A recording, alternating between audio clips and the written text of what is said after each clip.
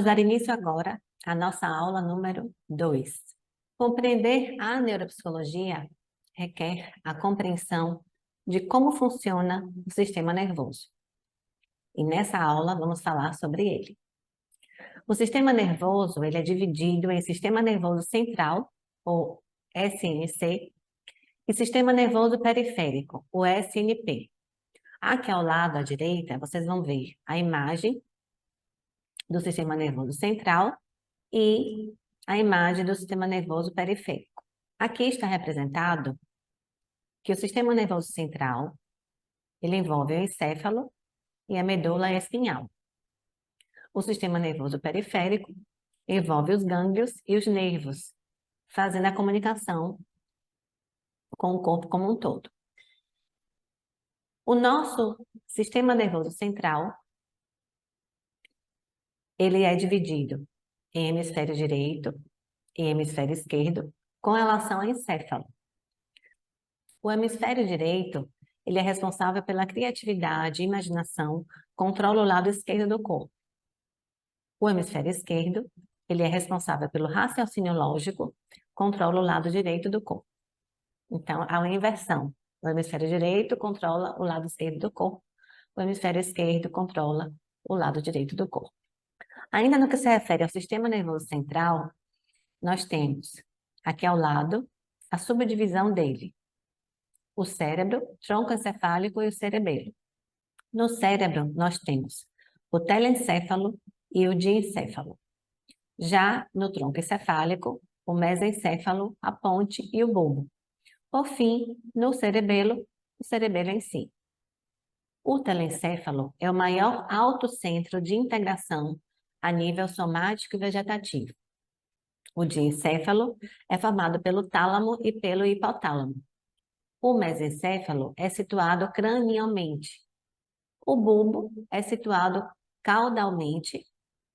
A ponte é situada entre ambos. E, formando o encéfalo, nós temos o cérebro, o tronco encefálico e o cerebelo. No que se refere às funções do cérebro, estão o pensamento, o movimento voluntário, a linguagem, o julgamento, a percepção. Dentre as funções da ponte, da medula e do bulbo, estão a respiração, o ritmo dos batimentos cardíacos, a pressão arterial. O cérebro também envolve o processamento e interpretação das informações, o controle do sono, apetite, e do sistema endócrino. Dentro do tronco encefálico, o bulbo ele faz o controle das funções viscerais, das funções das vísceras. E o cerebelo coordena mais que 2 movimentos e o equilíbrio corporal. Vamos ver mais detalhes acerca desse sistema tão importante para a compreensão acerca do cérebro. O sistema nervoso periférico, por sua vez, que envolve os gânglios e nervos, é dividido em somático e visceral. Tanto o somático quanto o visceral têm partes aferentes e partes eferentes. O sistema nervoso periférico somático, ele envolve a motricidade voluntária e sensorial consciente. Já o sistema nervoso periférico visceral envolve o sistema nervoso autônomo, que é dividido em simpático e parasimpático. Aqui ao lado, na imagem à direita, nós vemos a parte parasimpática e a parte simpática. Na parte parasimpática, vemos que os nervos que envolvem o olho, os olhos, contraem a pupila. A língua estimula a salivação. No coração, reduz os batimentos cardíacos. Nos pulmões, contrai os brônquios. No estômago, estimula a atividade do estômago e do pâncreas. Na vesícula, estimula a vesícula biliar. Contrai a bexiga e promove a ereção.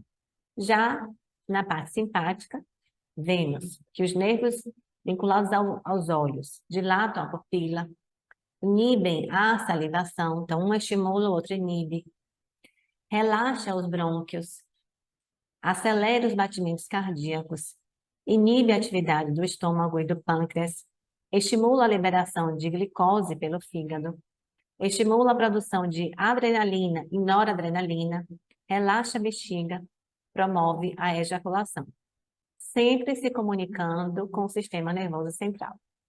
Dentro do sistema nervoso central existem as meninges, que tem 3 camadas. A primeira delas é a dura mater, uma membrana mais externa, espessa e resistente, estando diretamente ligada à superfície interior do crânio e à face interior das paredes do canal vertebral, onde se encontra a medula espinhal. Então, é a primeira camada. A aracnoide é uma membrana média, fina e elástica, cuja estrutura forma uma rede semelhante a uma teia de aranha. Então, ela é mais porosa. Já a pia mater é a terceira camada, uma camada mais fina e delicada. É uma membrana interna, firmemente fixada à superfície do encéfalo e da medula espinhal, penetrando todas as dobras e sulcos cerebrais e espinhais. E qual é a principal célula do sistema nervoso? O neurônio. Mas, apesar de ser a célula mais importante do sistema nervoso, os neurônios não são as únicas células existentes no sistema nervoso. Como, por exemplo, nós temos as glias, nós temos os astrócitos. Existem variações no formato dos neurônios. Esse padrão que estamos vendo aqui é um padrão mais completo, mas existem outros formatos e composições dos neurônios. A velocidade de condução do impulso nervoso varia em torno da manhã de mielina. Quando um neurônio está mielinizado, o impulso nervoso passa mais rapidamente. E quando o neurônio não está mielinizado, o impulso nervoso passa mais vagarosamente. É a bainha de mielina, aqui representada pelas camadas em amarelo, que traz maior velocidade ao impulso nervoso. No corpo do neurônio, como um todo, nós vamos ver algumas partes.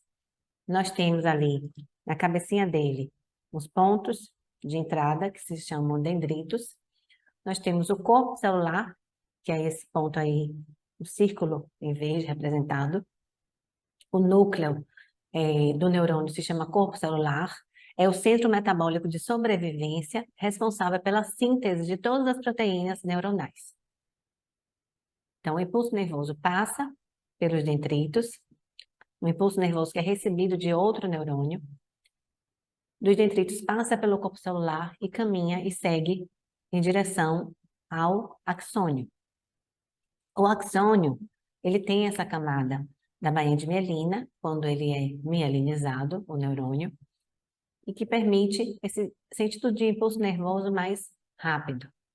Aqui na imagem nós vemos as células de Schwann, os nódulos de Ranvier, o axônio, né, que fica ali dentro da bainha de mielina, e lá no fundo, no finalzinho, nos pezinhos dos neurônios, as terminações dos axônios, por onde saem os impulsos nervosos que vão ser recebidos por outros neurônios. Na composição do nosso encéfalo, durante o desenvolvimento embrionário, quando o tamanho do encéfalo aumenta rapidamente, a substância cinzenta do córtex aumenta com maior rapidez, que é a substância branca subjacente. O resultado é que a região cortical se enrola e se dobra sobre si mesma, originando os sulcos. Então, essas dobras que nós vemos nessa imagem se chamam sulcos. Esses sulcos são delimitados por giros ou circunvoluções cerebrais. Cada giro desse tem um nome, como nós vemos aqui alguns exemplos, o giro pré-central, nós vemos o sulco central, o giro pós-central e o sulco lateral. Existem tantos outros. Cada uma dessas áreas, vinculadas a esses giros, a esses sulcos, tem funções específicas. Nas partes do sistema nervoso central, nós temos, aqui nessa imagem, diversas partes, e nessa imagem estamos verificando que no córtex cerebral há massa cinzenta. Essa massa cinzenta indica a presença de corpos de neurônios, ou seja, a parte do corpo celular, tá? Cabeça do neurônio. Aqui nós temos na imagem o córtex cerebral, substância cinzenta, a fissura dos hemisférios que separam o hemisfério direito do esquerdo, a substância branca, que envolve a medula cerebral, e indica a presença de axônios. Temos aqui o cerebelo, o bulbo, ponte e o tálamo representados.